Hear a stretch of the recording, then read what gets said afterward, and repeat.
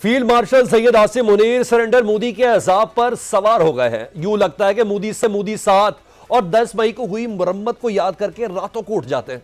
जब उन्हें 11 मई का सरेंडर याद आता है तो खौफ से कांपते हैं। बंद कमरों में मुंह छुपाकर रोने वाले मोदी की चीखें अब जलसों में भी सुनाई दे रही हैं। फील्ड मार्शल सैयद आसिम मुनीर का नाम लेकर मोदी अपनी आवाम को बताते हैं कि मैं बदले की आग में जल रहा हूं, लेकिन कुछ कर नहीं पा रहा।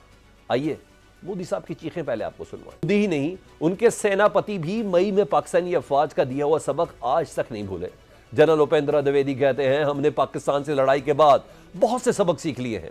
7 मई से 10 मई के दरमियान होने वाली पाक भारत लड़ाई में 2 एटमी कुव्वतों के दरमियान काफी कुछ देखने में आया। लगता है भारतीय आर्मी चीफ रातों को उठ उठकर फील्ड मार्शल सैयद आसिम मुनीर का दिया सबक याद करके घबरा जाते हैं।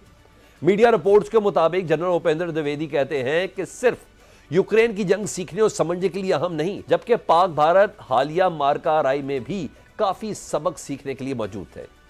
हमने ऑपरेशन सिंदूर में बहुत से सबक सीखे, ख्वाह बाद मुश्तरका कार्रवाई की हो, मल्टी डोमेन ऑपरेशन, खुदकार गाइडेड हथियारों की हो या अमले और अमले के बगैर चलने वाले हथियारों की।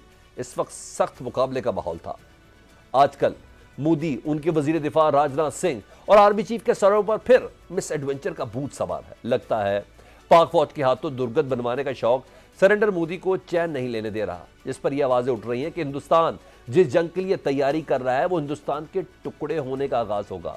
खालिस्तान तहरीक के एक रहनुमा का इस हवाले से क्या कहना है, जरा सुने। मोदी जी हमारी ना सुनो, सरदार जी की सुन लो। पिछली बार ट्रंप ने बचा लिया था, अब एडवेंचर किया तो भागने की जगह मिलेगी ना, कोई बचाने वाला आएगा।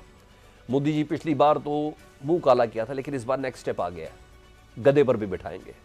मोदी जी पहले भी कहा था, अब भी कह रहे हैं, जब हम जवाब देंगे तो उसकी गूंज पूरी दुनिया में सुनाई देगी। हमने जो कहा था वैसा करके भी दिखाया, जिसकी गवाही आलमी मीडिया और सदर ट्रंप भी मुतअद्दिद बार दे चुके हैं। मोदी याद रखो, पिछली बार ट्रंप की मुदाखलत पर हमने हाथ रोक लिया था, लेकिन इस बार जंग छेड़ने की हरकत की तो हम बताने के काबिल भी नहीं छोड़ेंगे कि तुम्हारे साथ हुआ क्या। इस बार भी जंग आप शुरू करेंगे, लेकिन खत्म हमारी मर्जी से होगी। बाज आ जाओ, इसी में तुम्हारी बेहतरी है।